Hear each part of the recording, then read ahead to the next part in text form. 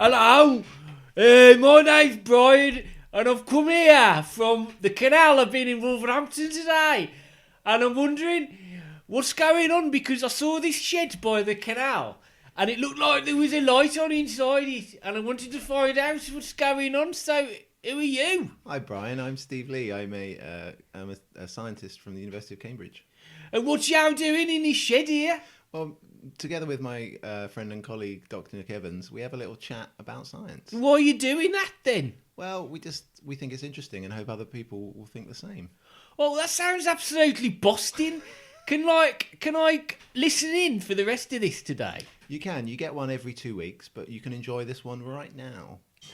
Wicked, can't wait, mate.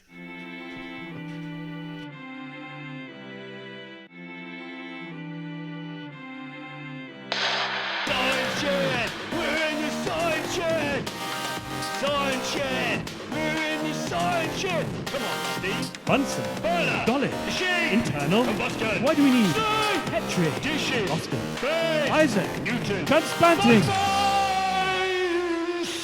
So what have you been up to, Steve? How you doing? I'm all right. How's the lab? It's doing well. Yep, I'm trying to finish our paper, Nick. Oh, yeah, we're very close to submitting the paper, We should come back to that a bit which later. is podcast 3, I think, or 5. 2, I think. Okay, we actually I spoke think it about. was podcast 2. Yeah, so episode 2, people should go back and listen to it. But we spoke about about a paper that Nick and I began working on 7 years ago now, because it was 6 years ago, but now it's 7 years ago because we just clicked over. It's great, isn't it?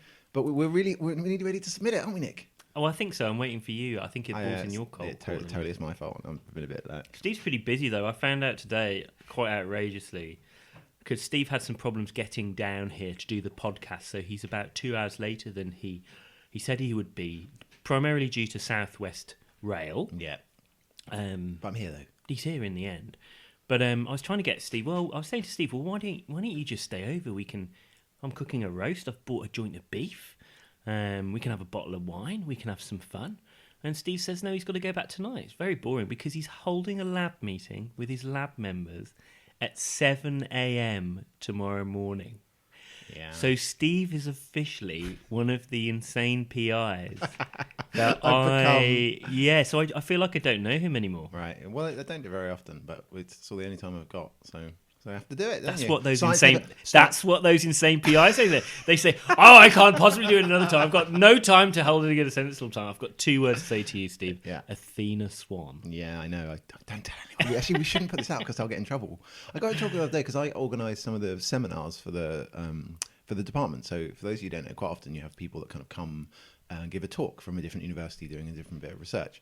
And we have ours at 4:00 on a Tuesday, and we always have that. So someone comes and they gives a talk about the research, and then we have a little Q&A. And I got in trouble because it finishes at 5, and apparently that's too late for Athena Swan. Just for people, so people listening to this may not know what Athena Swan is. So, Right. essentially, the universities have been. The idea is to encourage universities to be more inclusive to people who have Indeed. maybe families and a life, normal people. So the idea is that for people, for women and men who have childcare issues, you shouldn't do things like hold a meeting at 7 a.m. on a Monday because it's totally impractical for most people's lives. Yeah. And meetings shouldn't start till sort of after 9:30, and they should be sort of wrapped up by 4:30. So there's kind of core hours. So it's all a sort of inclusive way of working. And the Which university. I wholeheartely support, by the way. Oh, good. Yeah.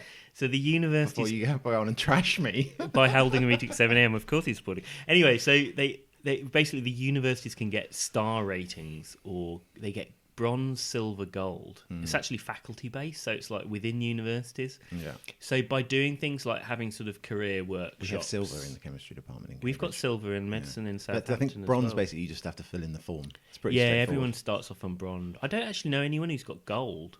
No. Anyway, so silver means you're doing it. So you're being and like it enables. You might have workshops about work-life balance. Yeah. You're kind of making an effort Yeah. to acknowledge that people have lives and careers, and they need. What are you trying to say, Nick? What are you trying to say? Yeah, I know I shouldn't do it. It's often not compatible though with the rigours of an academic career because it's really hard out there, and you've got to work really hard. It is to a get little bit ahead. difficult, isn't it? Because because there's all these kind of expectations in labs of like when people should be working and how they should be working and what they should be doing, and it's difficult because obviously you want to support that, and you think that it makes sense that that you work in reasonable times, that you have holidays and all this kind of normal things, but generally you find that people that work more generally succeed more. Yeah. so on one hand you're telling people take time off, but then if you look at actually the people that are successful in academia, they don't. Right, so it's a bit of a mixed bag. At least your kind of crazy PI people, at least they're honest. At least they're like, yeah, of course I work all the time. What else am I going to be doing? Like, no one else is going to do it, you know. Have you ever had a lab meeting on a Saturday morning? No, but I've really thought about it. See, I would never even think about doing a lab meeting on a Saturday morning. When we were in Stanford, there is a academic in the chemistry department in Stanford who will definitely remain nameless for this. I think I know who it is, but he used to. There's many of them. It's not just one or two. Yeah, sure. Like, it's I've very heard common. plenty of stories. There's a friend of mine who's come back to work in the UK. He was working with quite a well-known guy in the field of regenerative medicine, and always lab meetings were at the crack of dawn on the Saturday morning. He didn't come into the lab on a Saturday, this particular person, but he would expect everyone to be in the lab on a Saturday, and at some point during that Saturday he would ring the lab, and then he would ask for the phone to be passed round one at a time to each of the members to prove that they were there. Can you imagine this happening in any other? It's totally insane. Yeah, but all that happened is everyone like went out and had a few beers on Friday, and they came in hungover, and they just sat there and watched like Netflix or whatever or YouTube, and just until this particular PI rang, and then they like, all right, boss. You can probably like get around that these days. You can patch them through on Skype, or there'll be some way of getting around it. Do you know what I mean? But you could just record everyone's voice. Yeah, hello. Like Ferris Bueller's Day Off with the stereo and the snoring man. Maybe that's what you'd do. You'd engineer like a body. It'd be like a dummy sort of crouched over a bench, like with a lab coat draped over it, and there'd be a piece of string going to the door. It'd be slowly sort of stumbling backwards and forwards, like pipetting something. Yeah. Anyway. Right, should we get on to talk about some science? I thought this is science. Oh, okay. I'm enjoying talking about it. All right, fair enough. Anyway, so you're going to be heading back. Yeah, I'm going to be heading early back tonight. And can I convince you otherwise? No, you can't. Why don't you have a Skype meeting? You could do it remotely. Can't, Nick. We've got the internet. Look, stop it. No, I've seen how long it takes to make a podcast with you. Your internet's crap. It takes like 25 minutes to upload a pic. To be fair, it's slow on the upload, but it's reasonably quick on the other stuff. Yeah. All right. Yeah. Anyway. Okay, good. Well, hopefully, let's concentrate on making the best podcast we can make in the short time we have.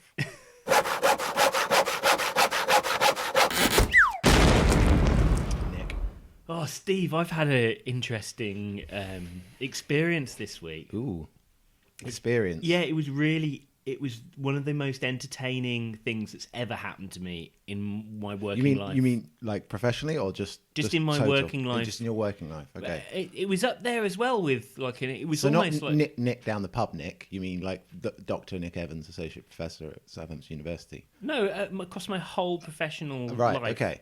And actually, I would have happily. I imagine. It's like the audio equivalent of clickbait. You'll never guess what happens next.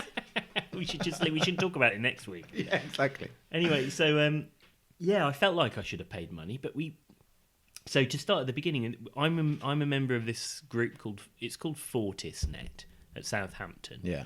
So this group, it's basically research and company. It tries to get academics and researchers and other what we call stakeholders, people with an interest, in a field of research together to try and interact, to apply for grants or to start new collaborations. These are like industry people as well as industry and all kinds of different people there. So there are people that I work with from the Ministry of Defence as well and things like that. Right. So they all come together, and it's the central theme is it's kind of orthopedics and orthotics and prosthetics. Yeah. So either devices that might be implanted in the body to improve joint function, so it's like skeletons basically, like artificial knees and hips, think that sort of thing. But also orthotics, so things that might be worn outside the body to improve body function, or all the way from wheelchairs to artificial So probably quite a legs. diverse set of people then. It's a really diverse set of people, and actually really top people, and it's quite an exciting group of people to have in a room. I mean, you've got people all the way from biologists, people doing stem cell stuff, all the way through to, people who make wheelchairs. Right. So it's quite interesting. But it's the second meeting that they've had, and there was a bit of a coup this year because they managed to get in Supervet. I don't know who that is. So Supervet is a guy called Noel Fitzpatrick. Right. He's a vet. He's presumably a TV show, is this? He's a TV show. Yeah. It's called The Supervet. It was initially called The Bionic Vet. It was on the BBC, and it's been running on Channel 4 for about 6 or 7 years. So if you watched Channel 4, you might see it's like a fly on the wall in a veterinary practice. I'm too busy having meetings at 7 a.m. Yeah. Okay, so Supervet's there. That's exciting. Supervet's there. Were you a bit starstruck? No, because I don't watch Supervet either. So, but I know of him, Right. and I've seen clips, and I'm aware of who he is and everything. So I didn't really know what to expect. So you've got to imagine this meeting. Yeah. It's quite a dry academic meeting. Mm-hmm. People Been are in giving many of those. Yeah. Know how that works. Yeah. People are giving talks about who they are and Right. what their research is, and Yeah. generally it's graphs. And Lots of probably like slightly greying men wearing shirts and jeans, like tucked in. there Is was that- some of that yeah. going on, but there's also quite a lot of suity type people because it's an industry thing. Of course, remember? they do Yeah. like. Yeah. So there was a lot of those sorts of people, all very nice. It was a really nice day in general. Come on, Nick, what happened? So basically, Noel Fitzpatrick's there. So people listening to this podcast may have heard of him. So he's a vet. Just to give you a bit of background about what he does, he runs a practice veterinary referrals unit in Okay. Surrey, and they do orthopedic surgery generally on Right. animals. So if an animal has Breaks its cancer in its leg or bone, whatever. breaks its leg, gets squashed, he Yeah. kind of basically rebuilds your dog. You can tell this is a great He TV show. So do they rebuilds play his dog. Sigur Rós a lot? Like What? Sigur Rós, I don't get it. That song that was on everything when the dog finally gets better and has this little. Oh yeah, very emotional Yeah, I post bet, rock yeah, kind of thing. exactly. I see what you mean.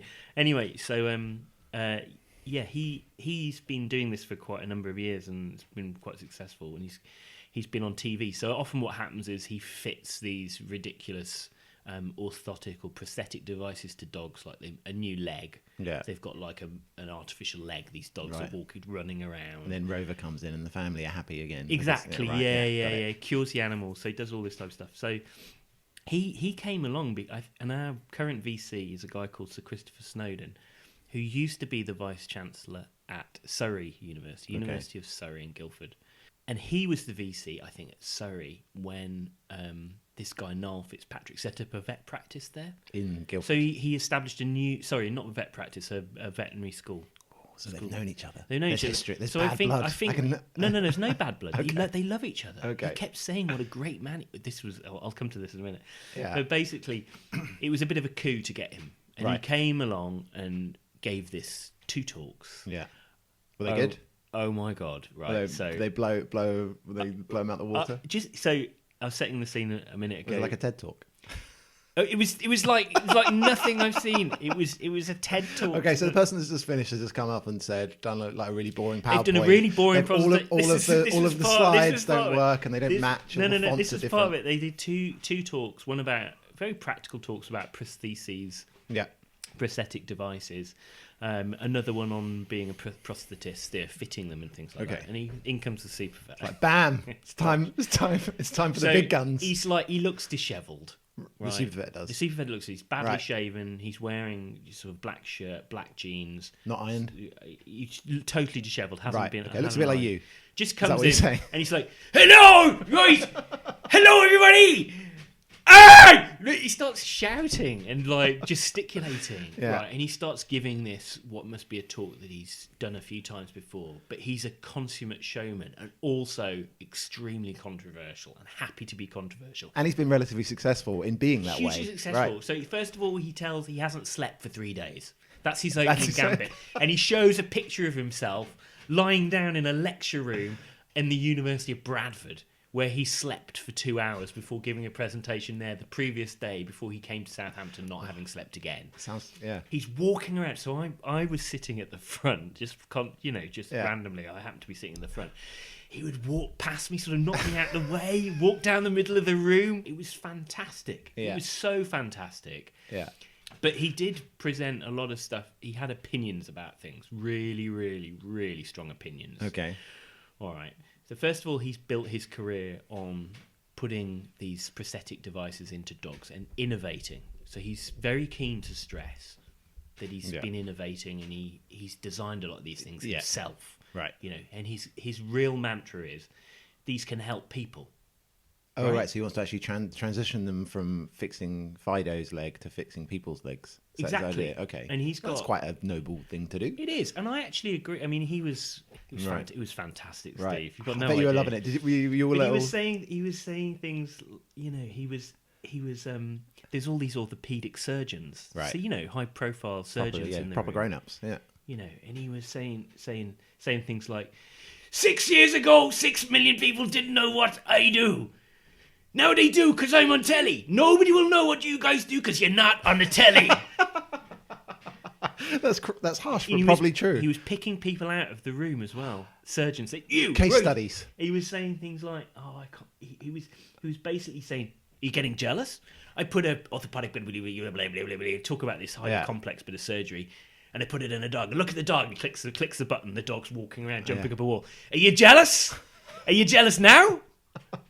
All this like highly controversial. Wow. And he was Click bitter. here to know more. He was kind of bitter because he'd been wanting. So his central concept, which I liked, Yeah. he wants to try and test more things on animals through veterinary practice. Okay. So at the moment, a lot of what's tested is done on laboratory animals. Uh-huh. So this is a serious point. So you get like a lab animal and you make it ill. Yeah. Or you give it an injury, and then you try and introduce your Well, technique. he was saying you take things that are already ill, and so you're not... Absolutely. so So you're not was- taking healthy animals and... He was saying that rather than do that, you've got cohorts of dogs in vet practices, and you could look at, 100 dogs that had osteosarcoma, so that's cancer of the bone. When they lose a load of bone, they've got to have a leg chopped off. You could try it on them, and then you could sort of show the data in that manner. Seems reasonable. It's reasonable, and he was basically bitching that there was no interact because he's a vet. No one gives a shit about what he says. I mean, you mean in the And academic he showed community. a picture of what they thought about what he was, and it was just he was lying on some hay with his hand stuck up the cow's arse, basically. So he's saying, "This is what you guys think of me. You don't engage," and Right, all so this stuff. he was really giving people... Really confrontational. Amazing. Totally confrontational. And Were you one loving of- it? Were you like... Was I it one was- of those things? I that always felt- were you in the moment? You're like, this is happening now. I'm experiencing I wouldn't say that I was loving it. I was kind of feeling sort of embarrassed and exposed. like you wanted to because get I up was and right for- just put in one of those like Well, I wasn't survival sure whether he'd blankets. because I was making notes. Like I wrote down a few of his quotes, and I was Yeah. half the time thinking he's suddenly going to grab my book off me and say, "What are you doing? What are you writing here?" Do you know what I mean? So, Yeah. but he was Wow. very, very inspiring. I mean, just an example of some of the things he said. He was talking about the people that he works with in his practice. So this is another thing. You'd get on with him. He's a workaholic, works Really? 16-hour days, Good. and has no Good life. effort. Good effort. So Yeah. He sleeps Are in you the lab. jealous? He's got a bed in the lab. Yeah. And like he makes. So I've heard from someone else because he's interacted with the orthopedic community Right. to do research. He publishes a lot of papers. He does things like he'll have a surgery planned for 8 a.m. the next morning, right? So you're ready to go in at 8 a.m. in the morning. He's manic the night before. He'll phone people up at 2 or 3 a.m. and get everyone in to do the surgery because he wants to do it at 3 a.m. in the morning. Because everyone he's has like to come in. excited about it. Yeah, and I'll come back to this in a minute. But That's someone awesome. else I know, his thinking about working there, and I think the general consensus is that if you go and work for him, You have to it's do his shit. expected. It's his way or the that highway. Yeah. Exactly. Yeah. Yeah. I got hundreds of applicants. That's what he says. Anyway, and he says things like, I want to be surrounded by beautiful gold nuggets that permeate the light of hope into the world. You can put that on a t-shirt. Yeah. Does a 13-year-old kid watch All Creatures Great and Small, or do they watch Supervet? You tell me. They watch Supervet. I'm on the telly. A friend of mine counted how many times he said, I'm on the telly. It was 8 times. Why is he super? Other than the fact that, is there anything? He's just a vet. Like, is there anything other than the fact he works 16 hours a day? Or whatever? He is. I totally. He's like a really good vet. I don't know whether he's a good standard vet, but he's a referrer. He does his specialist. Right. And he's innovative, and he does things that nobody else has done. Like he's pioneered the use of ITAP. So this is a technique where if someone loses a leg, Yep. often what happens is you have a prosthetic leg. Yeah. So you've got your stump. Yep. So your leg ends in the stump, and then you have a socket, and the thing goes in there. And that's really problematic in many cases because you get sores and things. It's uncomfortable. The skin deteriorates because of the load. There's a lot of stress on it that soft tissue is not designed to hold. Yeah. So there's a technique using osseointegration which actually you use in your teeth. Right. When you have an implant in your teeth, they put a piece of metal into the the bone bone in your mandible or your Yeah. maxilla, the two bones in your jaw, and that sticks out the skin, and you can screw on a tooth. Yeah. All right. So they've tried to do the same thing in bones. I've seen this. Yeah. So sometimes I was on an aeroplane actually the other day, and there was a guy there that had a that was missing a leg, and he had that. So he has like a little like kind of metal peg sticking out the end of his stump, and I was kind of talking to him about it, and he was just saying he had that it was a kind of relatively new addition. Apparently, he just had that, and it was actually much better. So I think it does work, right? With people. They're much. I mean, they're for people who've had amputation. I think the consensus is that for comfort and for movement, they're far superior because you've got a direct mechanical interface with your own skeleton. With the bone, yeah, and you basically the metal sticks out as you were saying, and you can screw on different sorts of upgrades. Superhumans. So a foot, a blade, tin opener maybe. Tin opener. Screw on whatever you Record want. player. Yeah, that sort of thing. Yeah. But anyway, so he's pioneered that in dogs and cats and things. Okay. So there's cats with these things sticking out the end of the bone with an implant on. Yeah. And there are clinical trials underway to look at them. The main problem with them is because it's sticking out through the skin, the tissue is open. Right. It's like what's called a stoma, or an opening of the So tissue. it's like you've got a wound basically. So a lot of them get infected. So that is the challenge. Yeah. There is a group. So what does Supervet think? I bet Supervet loves them. He thinks they're the best. This was the other thing. Somebody else had just given a talk on prostheses. Right. And he was, they were in the past. Prostheses, stump fitting is in the past. So it was a little Got to get with the times. Shape up or ship out. But basically... I like this. I like the cut of this guy's jib. He was, but he's also, I felt, a little bit, he was too sure of himself. But you can see how he's been selected to be that way, right? Because basically he like shouts a lot, and then he goes to Channel 4 and they say, we love this guy. He's really good on camera, and he shouts a lot and seems to know what he wants to do. Let's give him a load of money. And then he gets successful for shouting a lot, and then like it's a kind of big positive feedback loop. I think so, but I think he's quite successful, and a lot of people go to see him. He's got no family. He says all of his money is going to be given to this thing called the Human-Animal Trust. Right. Which is this organisation which is trying to build in reciprocal something or other. He had a word for it, reciprocity, which is the idea that you can build new human medical treatments by working with vets, basically. Well, so that seems like a reasonable idea. It was, yeah. So highly entertaining, totally overawing. Yeah, I haven't even got to the best bit. Okay.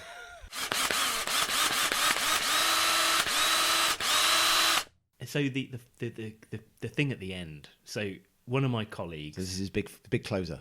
So one of my colleagues, Cameron, who I know very well, sits next to me at work. All right. He said it's okay to talk about it, but basically he wants to be an intern in Knoll. He's a vet, so he does work at the moment. He wants a piece of the pie. He wants to get under the Supervet. He wants to be involved. Wing. Yeah.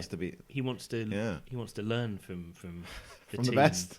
Well, no, they are doing stuff which no one else is doing. So he'd come to the day to meet him at the end. Right. Just sort of, he says, "Where's Cameron?" And then he spots Cameron was in the next room watching, and he spots him. So he says, "Cameron, come up here." Gets a chair. So he walks to the back of the room, picks a chair up, carries it over everyone's heads, puts it at the front of the room, right in front of where I was sitting. Right. Sits Cameron down and gives him an ad hoc interview In front of everyone. Just ask him, God. do you want? What do you want? So he says, well, that's not very intimidating, is it? That seems he totally answers relaxed. like 2 or 3 kinds of questions, and he says, and then at the end of it, this manic display, he just says, my God. "Right, you've got it. You're hired."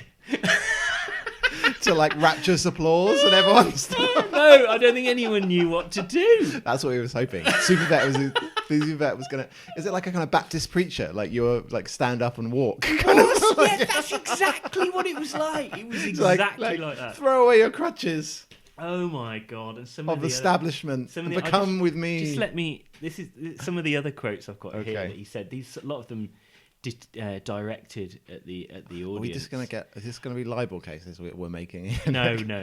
He says, we could pummel into the world a hope so bright that it inspires everybody. Wow. All stuff like That's this. great. Time. I like this guy. I want to go All drinking the with him. time. It'd be fun. And he was talking How about... old is Supervet? He's like 48. Oh, so still got pretty a young. lot to do. Unless you're an axe-wielding homicidal maniac, something must matter to you. I like him. I like him. Has he done a TED talk? He I should do a tell you TED what, talk. you should, Steve. You should go and see. I'm gonna him. have to go watch Supervet now, I found aren't it. I found it one of the most entertaining, strange, It's like and kind of like listeners, quite Nick looks inspiring like he's talks having like that I've ever seen. It was amazing. You do seem like you've had a spiritual awakening from No, I hearing haven't. I haven't been spiritually awoken, but I tell you what, I was entertained. Yeah. I was begging for more. I was hoping he'd carry on. Standing ovation at the end.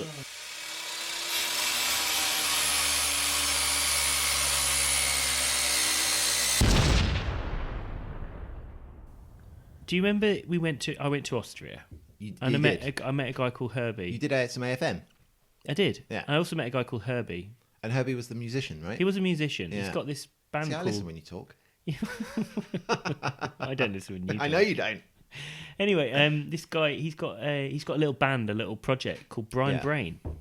So he sent me he sent us 2 CDs actually, Right? one for you and one for me. Did he really send me one? Yeah, I've got it over there. I'll give I it to haven't you. got a in minute. CD player. Well, you know, I'm But sure thank, that you thank can you work. very much, Herbie. But I thought it'd be nice to play out one of our podcasts Oh, that's with one beautiful. of his tunes. 'cause Let's it's totally quite do nice. that. Yeah. So at the end of this podcast, you'll hear some music. That'll be old Herbie. So yes, well, And you can find him online if you just search Brian Brain. You can find him and listen to his stuff. So It's an excellent album. Why is he Brian Brain? It's just a little. It's his his name? project. Oh, that's what he's calling it. Yeah, I mean, have you heard about musicians? They I've have heard of like those things. a band sometimes. But- And sometimes they call a band something different from like their names. But Brian is the name of a person. Brian Brain. Yeah. But it's just a cool name. Don't diss his name. I'm not. I'm just saying. Okay, but if they were I called like like it. Radiohead, that makes sense, right? You know. Well, Radiohead's a bit of a crap name, to be honest. I prefer Brian Brain. All right. Well, let's go and listen to some Brian Brain then. Well, I'll put some on at the end and it'll Well, fade fine. out. I'll have to ask his permission first.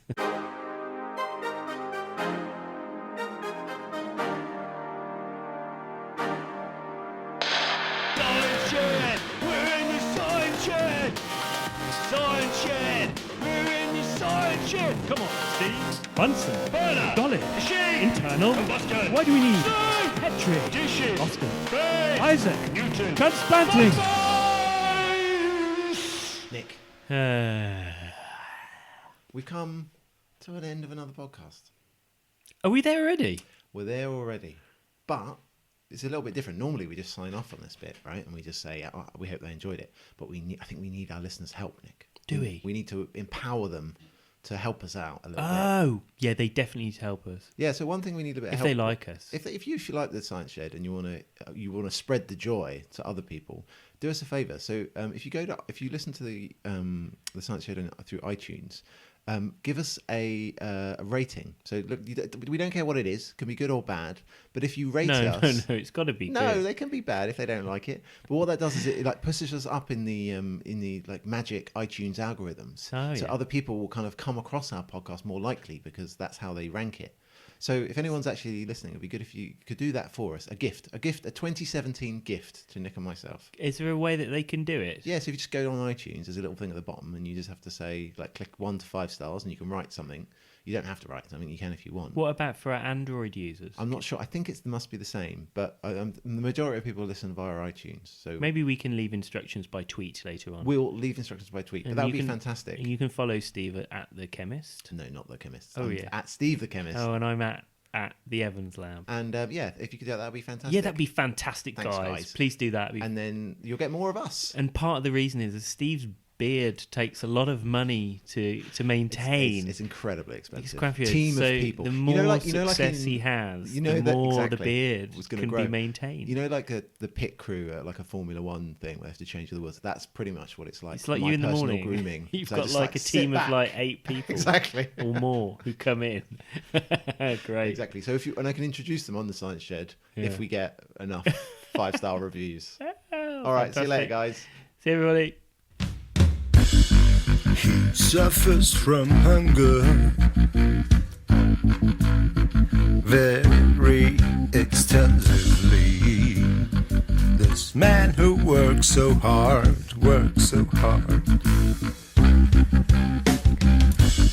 Of course he need to eat. Everything. That is what makes food so expensive. He needs to work more and more. And if he works more, this job is well done. Then there will be no more work at Fame. And he suffers from hunger again. You are starving and you cannot work.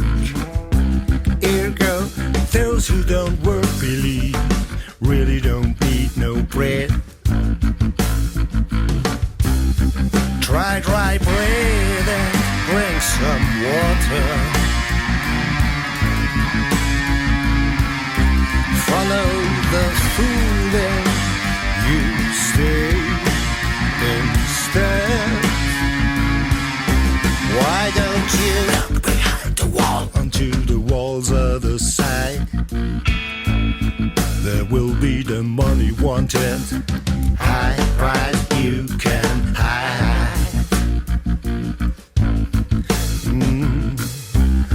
It is the power of heaven and starving such a marvel.